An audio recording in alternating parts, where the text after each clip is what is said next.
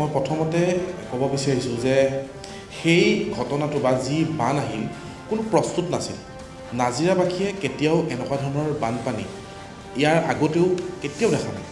বানপানী হয় কিন্তু বৰষুণৰ পানী অলপ সময় থাকে ওলাই যায়, কিন্তু সেইদিনা প্ৰায় সন্ধিয়া 5:30 বজাৰ পৰা 6 বাজিছিল, চিকিমিকি সন্ধিয়া। দেওবাৰ আছিল, 19 জুলাই, আৰু সেই তেতিয়াই মই ঘৰখনৰ ভিতৰতে আছিলোঁ। তেতিয়া আমি দেখিলোঁ হঠাৎ বান আহি গ'ল, চুনামীৰ দৰে আহিছে পানী আমি দেখিছোঁ যেতিয়া আহিছে। আমাৰ ঘৰৰ যিকেইটা ষ্টেপ থাকে, যিকেইটা খটখটি, সেই খটখটি সম্পূৰ্ণৰূপে পানীৰ তলত। হঠাৎ এনেকুৱা চুনামীৰ দৰে পানী আহিল। আমাৰ ঘৰৰ কাষতে এটা ৰেল লাইন আছে, ৰেল লাইনত পানী খুন্দা মাৰি উভতি দিছে। এনেকুৱা পানী জীৱনত সেই অঞ্চলটোৰ ৰাইজে দেখাই নাছিল। চুনামীৰ দৰে পানী আহিছিল, মই নিজে দেখিছিলোঁ সেই সময়ত। ঘৰখনৰ ভিতৰত আছিলোঁ আৰু ঘৰৰ পৰা যিখিনি বস্তু হাতত লৈছোঁ, হাতত লৈ প্ৰায় 5 মিনিট সময় পাইছোঁ। ঘৰৰ মানুহকেইটা, আমি 4টা থাকোঁ, বা মই, মা আৰু দেউতা, হাতে হাত ধৰি আমি আগুৱাই আহিছিলোঁ ৰেল লাইনৰ দিশে। তেতিয়াই হাতৰ পৰা হঠাৎ বাৰ হাতখন এৰি গৈছিল। তেতিয়া এটা পৰিৱেশ হৈছিল, বায়ে চকুৱে নেদেখে অলপমান। সুকল্যাণ, যেতিয়া পানী আহিছিল, যেতিয়া পানী সোমাইছিল, কিমানমান সময়ৰ কথা, কিমানমান সময় আপোনালোকে নিজক প্ৰস্তুত কৰিবলৈ বা ওলাই আহিবলৈ কিমানমান সময়ত পানী ঘৰৰ ভিতৰলৈ সোমাই গৈছিল? প্ৰায় 5:30 মান বজাত পানী আহিছিল। তেতিয়া প্ৰায় 5 পৰা 10 মিনিট সময় পাইছিলোঁ আমাৰ অঞ্চলটোত। বিশেষকৈ আমি নাজিৰাৰ হোলাংকাটনি গাঁৱত মোৰ ঘৰ, আৰু তেতিয়া পানী উভতি দিছে ৰেল লাইনত খুন্দা মাৰি। ইমানেই জোৰে পানী আহিছে, গতিকে অতিকৈ ভয়ংকৰ আছিল এই পানী। আৰু তেতিয়া পানী অহাৰ পাছৰ পৰিৱেশটো হোৱা দোৱা লাগিল। গাঁৱৰ চাৰিওফালে আমি চিঞৰ শুনিছোঁ, কেৱল মুখ বচা চিঞৰ।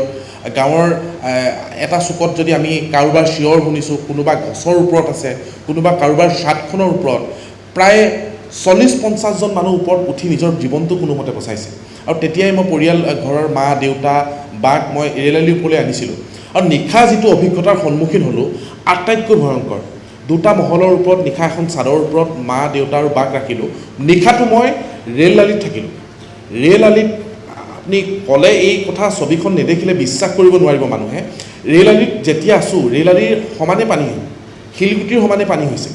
গতিকে 20 ফুট পৰ্যন্ত পানী উঠিছে সেই অঞ্চলসমূহত। তাত এখন ONGC টেংকাৰ আছিল, সেই টেংকাৰখন ঘূৰি ফুৰিছে পানীৰ পাকত। ৰেল আলিত খুন্দা মাৰিছে, নামঘৰত খুন্দা মাৰিছে, কাৰোবাৰ গছত খুন্দা মাৰিছে, ঘৰত খুন্দা মাৰিছে। আমি নিজ চকুৰে মই সেই দৃশ্য দেখিছোঁ।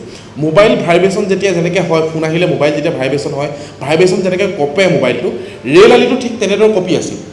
নিশা ৰেল আলিটো তেনেকৈ কঁপি আছিল। আমি এটা কথাই ভাবিছোঁ যে কেনেবাকৈ যদি ৰেল আলিৰ এই অংশটো ছিগে, আমি যিটো অংশত থিয় হৈ আছিলোঁ, তেতিয়া এটা টাৱাৰ আছিল। আমি সেই টাৱাৰটোত উঠাৰ পৰিকল্পনা ইতিমধ্যে কৰি থৈছোঁ, ৰাস্তা আমি ইতিমধ্যে চাই থৈছোঁ। গতিকে সেই অঞ্চলসমূহতো পানী, তাত ঠিক পানী কম, কিন্তু আমি প্ৰস্তুত আছিলোঁ যে সেই টাৱাৰটোৰ ওপৰত উঠিম। সেই সময়ত হঠাৎ 11 বজাত এটা অংশ ৰেল আলি ছিঙি লৈ গুচি যায়, আৰু তেতিয়া পানীৰ যিটো প্ৰকোপ, সেই পানীৰ প্ৰকোপ কিছু কমে। কিন্তু ৰেল আলিটোৰ ওপৰত প্ৰায় 200 পৰা 300 মানুহ নিশা আশ্ৰয় লৈ আছিল। গতিকে সুকল্যাণ, আপুনি যিটো কথা কৈছে, আমি ভিজুৱেলত দেখিছিলোঁ, আমি ছবিত দেখিছিলোঁ। সুকল্যাণ, আমি যে ছবিত দেখিছিলোঁ, আপুনি যি ভিজুৱেল দিছিলে, এখন গাড়ী, আৰু সেই গাড়ীখন ইফালৰ পৰা সিফাল পানীয়ে লৈ ফুৰিছিল, পানীয়ে উটুৱাই লৈ ফুৰিছিল সেই টেংকাৰখন। তাৰমানে আপুনি স্বচক্ষে দেখিছিল বিপদ আপোনাৰ সন্মুখত। এফালে পিতৃ মাতৃক আপুনি ঘৰৰ ছাদত ৰাখিছিল, আৰু আনফালে নিজৰ সপোনৰ ঘৰখন, নতুনকৈ সজা ঘৰখনৰ প্ৰতি কিমান আৱেগ থাকে, কিমান সপোন থাকে, কিমান আশা থাকে। সেই ঘৰখন যেতিয়া অকণমান, মই টেকনিকেল টিমক অনুৰোধ জনাম, মোৰ প্ৰডিউচাৰক, যে সুকল্যাণ ৰাজখোৱাৰ ঘৰখনৰ যদি কিবা ভিজুৱেলছ আমি এইখিনি মুহূৰ্তত ৰেডি কৰিছোঁ, আমি সেই ভিজুৱেলটো আমি দৰ্শকসকলক দেখুৱাবলৈ বিচাৰিম যে চাওক, এয়া সুকল্যাণ ৰাজখোৱাৰ ঘৰৰ মুধচলৈকে এয়া পানী।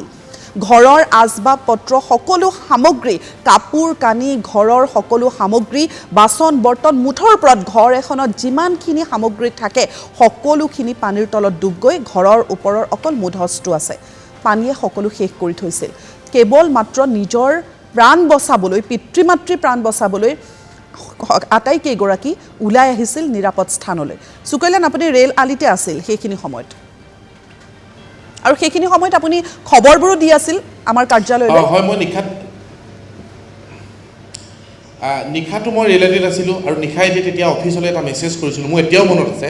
মোৰ নিজৰ যিখন সপোনৰ ঘৰ দেউতাই এপদ এপদ টকা গোটাই যিখন ঘৰ সাজিছিল সেই ঘৰখনত মই গুৱাহাটীৰ পৰা নতুনকৈ শিৱসাগৰত দায়িত্ব পাই এটা নিশা টোপনি মাৰিবলৈ মাত্ৰ পালোঁ আৰু মোৰ দুখ লাগিছিল তেতিয়া সেইখিনি কথা মোৰ এতিয়া অনুভৱ হয় সেইখিনি কথা মই সেই কথাখিনি ভাবোঁ যে কেনেকুৱা এটা অৱস্থা হৈছিল সেই সময়ত নিশা যেতিয়া ভয়ংকৰ বান আহিছিল চাৰিওফালে হোৱা দোৱা কেৱল চাৰিওফালে চিঞৰ এতিয়া যে সামাজিক মাধ্যমত কিছুমান ভিডিঅ' ভাইৰেল হৈ আছে কোনোবাই নাৰিকল গছত উঠি জীৱনটো বচালে কোনোবাই 5টা মানুহ এজোপা আম গছত উঠি জীৱনটো বচালে কোনোবাই ৱালখন ভাঙি 40জন মানুহ বচাইছে সেই গোটেইবোৰ ভিডিঅ' আমাৰ গাঁওখনৰ হয় একেখন গাঁৱৰে সেইখিনি ভিডিঅ' যিখিনি ভিডিঅ' NDRFে হয়তো কৰিছিল সেই সময়ত উদ্ধাৰ অভিযানটো যেনেকৈ চলাইছিল সেই গোটেইবোৰ ভিডিঅ' প্ৰায় সংখ্যক ভিডিঅ' আমাৰ গাঁওখনৰ গতিকে চাওক কেনেকুৱা এটা প্ৰলয়নকাৰী বান আহিছিল আৰু এটা মই কথা কৈ থ'ব বিচাৰোঁ যেতিয়া এই বান ভয়ংকৰ চাৰিওফালে হোৱা দোৱা লাগিল তেতিয়া মানুহখিনি আচলতে প্ৰস্তুতেই নাছিল নিশা যদি এই পৰিৱেশ হোৱা